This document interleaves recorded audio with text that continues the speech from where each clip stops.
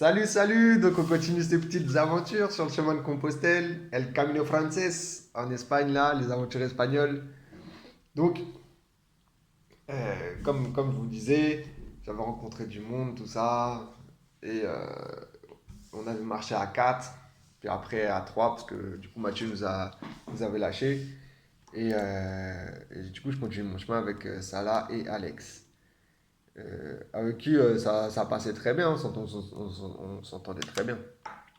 Et il y a une fois où, du coup, en fait, on avait une étape, genre, on pouvait faire une étape de 37, 38 ou 39 bornes, un truc comme ça.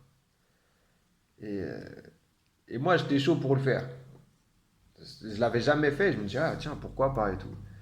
Et après, Alex, il savait pas trop. Parce que Alex, c'était un ado à l'époque. Pose toujours un ado, hein, si tu vois la vidéo. Mais je sais plus que là, il devait avoir 15 ans à peu près par là, je pense. Et 15-16 ans. Et du coup, la question, c'est de savoir si lui, il pouvait le faire. Et voilà, bon, bah, lui, un petit peu compète, forcément, il veut montrer qu'il est là et tout, donc il l'a fait et tout. Par contre, après, il a dormi pendant le coup, pendant trop longtemps, pendant trop longtemps. Hey, Mathieu, lui. Bref, on a fait l'étape et tout, et il en a chié un peu. Et c'est normal, et c'est normal. Moi, ça va, j'en ai pas trop. J'en ai pas vraiment chié en fait. J'étais habitué à marcher quand même pas mal, même si c'était une distance que je faisais pas. Euh, mais c'était là, c'était vraiment, je crois, on n'a pas fait. On a dû faire 39, hein, enfin, c'est pas rien. Même quand tu es habitué à faire genre 33, 35 km, vas-y, fais-en 4, 5 de plus. Voilà ce que je veux dire. Il y a des caps en fait. Et c'est beaucoup. Donc pour lui, ça a été la première fois. Et même si ça faisait déjà plus de 200 km qu'il marchait, enfin, voilà, c'était quand même beaucoup. Et on est arrivé, je me rappelle plus le nom du bled, dans un petit village, mais vraiment je me rappelle plus le nom du bled. J'ai un doute, je dirais Los Arcos, mais je crois pas en fait. Los Arcos, je crois que c'est une étape après. Et vraiment, je sais plus. Bref. Et on arrive, et en fait, il y avait deux auberges bars, l'une en face de l'autre. Ça, c'était assez marrant. Et ce qui s'est passé, c'est que Euh, en fait, les auberges en Espagne, il faut savoir que souvent, pas toujours, mais souvent, vous ne pouvez pas manger à n'importe quelle heure. C'est-à-dire que, ok, les Espagnols, ils ont cette réputation de, bah, on mange à 14 heures, on fait la sieste, après on mange à 20 heures, 22 heures. Ok, et cette réputation est fondée. Moi, pour avoir de la famille en Espagne, dans une autre partie de l'Espagne, ça se passe comme ça. Sauf que là, les hébergeants, ils fonctionnent pas comme ça. Après, ils ont plein de trucs à préparer et tout, donc c'est peut-être aussi pour ça, j'en sais rien. Mais en tout cas, là, ils te demandent de manger plus tôt, si tu veux manger, et en gros, de dire que tu veux manger. Tu vois, faut que tu commandes. Sinon, ils font pas, en fait. Donc voilà, et du coup, moi, je me suis retrouvé, en fait, à pas avoir pu commander, parce que je savais pas. Et du coup, à dormir dans une auberge et aller manger dans l'auberge d'en face. Mais quand je vous dis en face, c'était vraiment en face, hein. Et, euh, et du coup, enfin, c'est assez comique. Et ouais, ça peut poser vite fait un problème au niveau de ton éthique, tu vois. Dire, bah, ça se fait pas, je dors là, je vais manger là. Enfin, tu vois ce que je veux dire. Euh, mais en soi, à un moment donné, toi, tu sais que tu as besoin de manger, tu vas là où tu peux manger en fait. Tu vas là où tu peux manger, c'est simplement. Tant pis. Bref. Parce que du coup, moi, ce qui s'est passé, c'est qu'on est arrivé, donc comme je vous dis, hein, on lave les vêtements, blablabla et tout ça. Et après, on fait la sieste.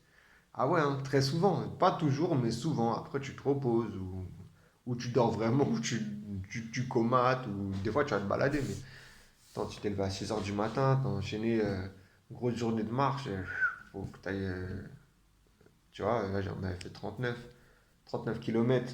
Après, le lendemain, il fallait repartir. À un moment donné, forcément, il faut que tu te reposes. Faut que tu dormes, tu vois. Même si le soir, tu te couches pas trop tard, tu vois. Mais, euh, mais voilà.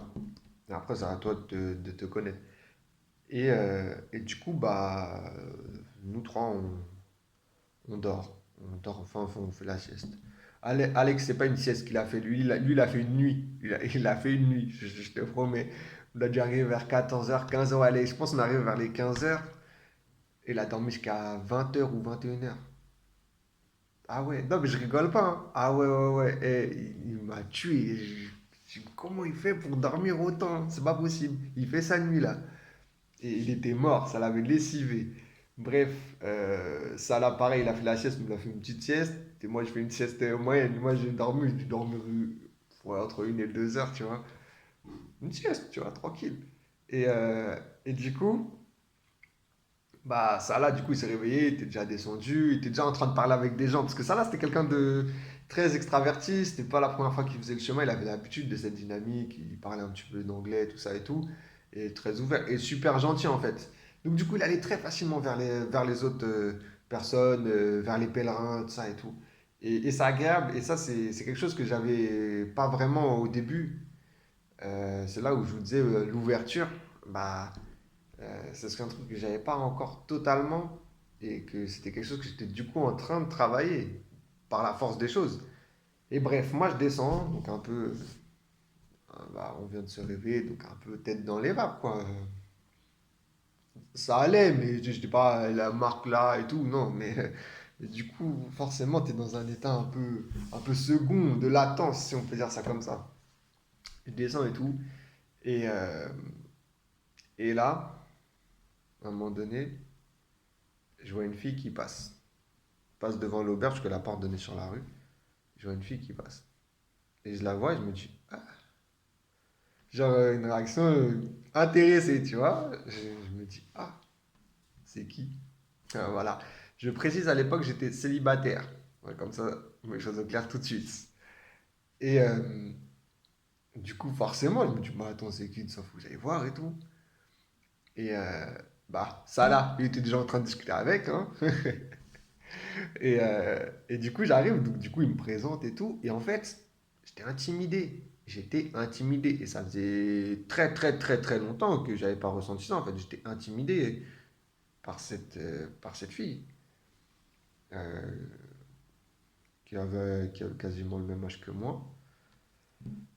Et ouais, donc c'est qu'il y avait eu, il y avait eu quelque chose. Et il faut savoir que dans une autre vidéo, je vous parlais à un moment donné, la partie des Pyrénées, il fallait que je règle un truc avec mon passé, tu sais, avec une histoire qui datait et tout, que j'ai réglé. Et juste une fois que que j'ai réglé cette histoire, à un moment donné, je me suis dit, ah, ce serait bien que je rencontre quelqu'un. Et à ce moment-là, quand je pense ça, c'est en mode rencontrer quelqu'un pas pour devenir pote, enfin voilà, c'est rencontrer une personne avec qui on va aller un peu plus loin. Et, euh, et je le pense une fois en fait, une fois et je mets de côté. Enfin, je mets de côté, c'est même pas. Non, j'y pense même plus. Je pense une fois juste, je me dis ça. Et du coup, cette personne, cette fille que je rencontre, je sais plus dans quelle ville, bah, ça s'est passé peut-être 2 ou 3 jours après. Vous voyez à quel point ça va vite. Je vais développer un peu la relation. Donc du coup, ça là, elle me présente, tout ça, j'étais un peu intimidé, donc je parlais pas trop en fait. J'avais pas trop quoi dire et tout. Vraiment, vraiment bugué, comme si j'avais 15 ans. Bref. Et, euh, et du coup, on passe, à un moment donné, ça là, il s'en va, et il va voir d'autres personnes, parce qu'il avait rencontré d'autres personnes. Et lui, c'était magique, c'était magique. Et, euh, et là, on commence à discuter un petit peu en fait. On essaye et tout. Et en fait, le feeling, il passe direct. Le feeling, il passe direct. Mais des deux côtés. C'était pas à sens unique. C'était des deux côtés. Le feeling, il passe direct et tout. Genre ça se passe bien. On discute, ça et tout. Et ça, là, il avait rencontré deux autres personnes. C'était des Italiens. Je sais pas quel âge ils avaient. Peut-être avoir une cinquantaine d'années. Ouais. Mais franchement, au top. Je me rappelle plus de leur prénom. Mais au top. Eh, ces gens-là, au top. Et eux, j'aurais bien. Je les ai pas revus après parce que ce jour-là, après, ils ont fait une grande étape. Parce que eux, pareil, eux, ils marchaient, hein. Et ils traînaient pas, hein. Et ils n'avaient pas beaucoup de temps, en fait, pour faire le chemin. Ils disaient, bah, faut qu'on le fasse, faut qu'on le termine, voilà. Et eux, je les ai surkiffés. Je vous jure, j'aurais bien voulu les revoir après dans le chemin, mais c'était pas possible. Ils mettaient trop de, ils allaient trop vite par rapport à l'étape que moi j'ai fait après. Ils ont pris trop de distance. Et j'espère qu'ils ont réussi à faire leur chemin comme ils le voulaient, qu'ils n'ont pas eu de complications. Mais c'était ils étaient archi cool.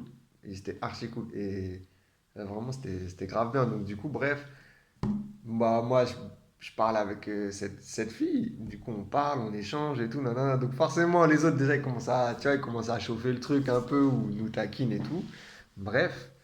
Et, euh, et on parle des kilomètres, des étapes qu'on fait, tout ça. Et à un moment donné, elle me dit, je dis, aujourd'hui, on a fait genre beaucoup de kilomètres. Et elle marchait pas beaucoup, en fait. En fait, elle marchait pas beaucoup. Elle faisait vraiment des petites étapes de 20 kilomètres, je crois. Pas plus, parce qu'elle pouvait pas. Physiquement, elle pouvait pas. Et puis, elle faisait une partie du chemin en Espagne. C'était une Espagnole qui vivait en Allemagne. Ok. Et du coup, elle revenait l'été, elle faisait une partie du chemin. Elle faisait pas énormément de kilomètres. Et après, en fait, elle allait dans sa famille. Prenait un bus pour aller dans sa famille, ou je sais plus comment ça se passait. Et, euh, et voilà. Et donc, elle faisait une semaine de chemin, un truc comme ça. Et, euh, et du coup, elle voyait que moi, je marchais vite, je marchais beaucoup, tu sais, mais tu sais, genre, elle comprenait pas trop, donc j'ai pu lui expliquer un petit peu comment ça se passait et tout. Enfin bref, et elle m'expliquait un petit peu son chemin. Et j'ai expliqué pour les raisons, en fait. Et en fait, on se comprenait, ouais, c'est simple. Il y avait un feeling, on se comprenait. Et, et à un moment donné, elle me dit, ouais, mais genre, vas-y, genre, en gros, demain, marche avec moi, tu vois. Et moi, je dis, ouais, mais non, je peux pas. Trop focus sur mon objectif. Je vais me dire, attends, je vais faire une étape de 20 bornes pour après, tu vois. Enfin, genre, en gros, ça va trop me ralentir. À ce moment-là, j'étais focus sur ça, tu vois. Je dis, ah là, ça va trop me ralentir. Genre, je peux pas, tu vois. Et, euh, et bref, après, on prend le repas dans l'autre auberge avec les Italiens et tout. Et tu vois, il y avait ce truc, il y avait ce feeling avec cette personne à ce moment-là. Et on discutait un petit peu de temps en temps, tout ça. Il y avait un truc qui se passait. Avec les Italiens, on passe putain de bons moments. Après, ça s'est fini comment la soirée? On a commencé à boire des coups dehors et tout. Tu vois, l'auberge est fermée et tout presque. Et on a rencontré d'autres gars et tout, tu vois, qui faisaient partie de l'auberge. Enfin, bref, on discutait. Genre, c'était délire. Mais c'était lourd, hein. C'était archi lourd. Et Alex, 21h, toujours pas réveillé. Hein. Petit con, toi. Non, je rigole. Et du coup, bref, après, bah, moi, en fait, je passe la soirée avec cette personne, on discute, tout ça, non, non, non. Et voilà, où, en fait, à un moment donné, à ce moment-là, je me dis, bon, il y a simple, il y a quelques jours, tu as souhaité quelque chose. Ce truc, il arrive. Euh, Qu'est-ce que tu attends? Tu as proposé de marcher avec elle un peu. Qu'est-ce que tu attends? En vrai, tu te ralentis, au pire, tu prendras un bus. Je commence à me parler comme ça, en fait. Je me dis, à un moment donné, faut y aller aussi. Il y a le chemin, ouais, et il y a tout ce qui se passe dans le chemin. Et il faut profiter de tout ce qui se passe. Et là, c'était un peu le seul moment où vraiment j'allais peut-être pas profiter de ce qui se passait. Donc je me dis non, non, non, non. Faut pas que ça se passe comme ça. Donc du coup, je me suis lancé. Du coup, après, je suis parti à voir. J'ai dit, écoute, vas-y, demain, je marche avec toi. Donc elle y croyait même pas. Hein. Je dis non, mais si. Je dis voilà, en gros, je marche avec toi. Donc je préviens les autres. Je dis bon, bah, ça là, Alex, je marcherai pas avec vous demain. J'ai marché avec Inès, elle s'appelait Inès. Euh, Ils ont compris. Tu vois, ils ont compris, ils savaient très bien tout ça. Nan, nan. Et, euh, et du coup, est-ce que ouais, je suis en train de penser à un truc. Donc du coup, voilà, parti pour ça, pour marcher avec cette personne. Et, et le truc improbable, je vais raconter la suite de la vidéo, sinon la vidéo va être trop longue.